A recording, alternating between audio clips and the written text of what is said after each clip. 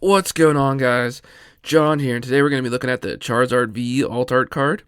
So this is a really nice card. It's been absolutely hammered in price. So it was above 185, even in the 200s, almost in early part of 2023, but it's since all the way down to $100. We're finally starting to see a little bit of signs of life from the end of October, and you can say that could have been partially due to just like people buying it for Christmas for their friends who like Pokemon or what have you. But I personally think this kind of might be just a drying up of supply.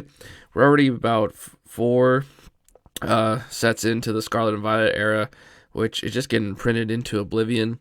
But luckily, it's not looking like there's too many more Sword and Shield era packs getting released in these new promo tins, new what have yous. So that's pretty optimistic here. And another good thing is you get Charizard and Venusaur in this card, and if Pokemon ever starts, like some YouTuber or some popular celebrity starts going back into Pokemon, kind of like what happened with Logan Paul, Charizard cards tend to get bought up pretty quick. Same with Pikachu cards. There's really basic 151 Pokemon. Not that you're basic if you like Charizard or anything, but those ones are kind of the first ones to get bought up whenever that craze starts to happen. So it starts to get pretty optimistic there. And same thing, here's just kind of the booster box prices for Brilliant Stars. And we're not looking for these individuals, like 36 packs. We want to see like the booster box itself. So that doesn't really start till about $168, which that's pretty good. So before that downturn happened, like it was at like 170, 180 before that slant. So it's starting to kind of creep back up there. I'm not sure. Here we can go ahead and check and see if it's available at Pokemon Center to see if you can still get any Brilliant Stars or not. Shop Pokemon Center, and we'll just do Brilliant Stars. Look at that Snorlax right there. So you can still just buy a booster box of Brilliant Stars for $143.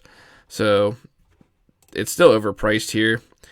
It should really be that $143, and I think like $153. So, I mean, it's interesting to want to start adding booster boxes of Brilliant Stars, but I think from just a collectability perspective, I think you might get a better value in like Lost Origins or Silver Tempest, but we're not going to get into that right now. Right now, we're just looking at Charizard. So here's just pricing chart. Pretty good website. Gives you a good idea of, hey, here's where they've been selling for. Like first came out February 2022, $250 card, and kind of just slowly decayed down, but like really like just keeps hammering down, even to 100. So you're seeing some sales, and these are likely from auctions. Call it just like $100, $105. So you're kind of getting that slow burn down, but at some point it gets too hard to pull the card that either the price of the booster boxes need to come down or the card needs to start going up. I think we're kind of getting that spot where, hey, it's going to start getting pretty interesting if it's worth adding. Like a PSA 10 for $219 is kind of ridiculous for a Charizard card. Like here's one that just went for $185, $222. So this is definitely one of those cards that I want to start adding. I kind of mentioned it before. I'm going to start doing just kind of a little series, a little Pokemon investment here just to do something interesting with you guys. So I already looking to add the Lugia V Alt Art card from Silver Tempest. So I'm going to try to space it out with, I think I'm just going to go with PSA 10s, because ultimately you're going to need the PSA 10s for that long-term value. So just look straight at PSA 10s. When that first slant happened in October 22, then January 23, it was still pretty much a $400 card for a long time. And now it's down to $219. It'll take a long time for it to get back to a $600 card, but to be a $450 card again for this Charizard card, I don't really think is that ridiculous. And like I said, this isn't like some card that's just sitting. There's tons of these getting sold every single day. It looks like there's basically one or two a day, because you have some days where there's no sales and a couple days where there's a lot of sales. So it's one of those interesting things that, hey, this is worth being on the mind, on your lookout for. Like I said, Sword and Shield, we're getting to the end of the era. Like, supply is going to start drying up, and when that happens, these cards are going to start going up faster than you think. If there's a card that you really want to have to your collection, not even from a investment standpoint, just from a collectability standpoint, I think now is the time that you need to start picking them up. Like I said, I have a few auctions going for that Lugia V card.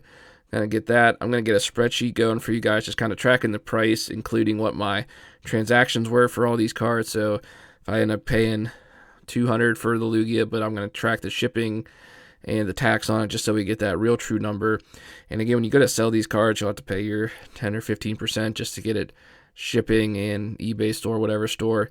So that's just one of those things that I also want to keep tracking for you guys. But hopefully this is a pretty informative video. Just kind of, like I said, we're seeing a good short chunk of these cards getting sold. They're selling pretty much on here, basically 1 or 2 a day. They're selling on eBay. PSA 10s. These are PSA 10 listings. Basically 1 or 2 a day. And you can get like under $200 for a PSA 10 in this card.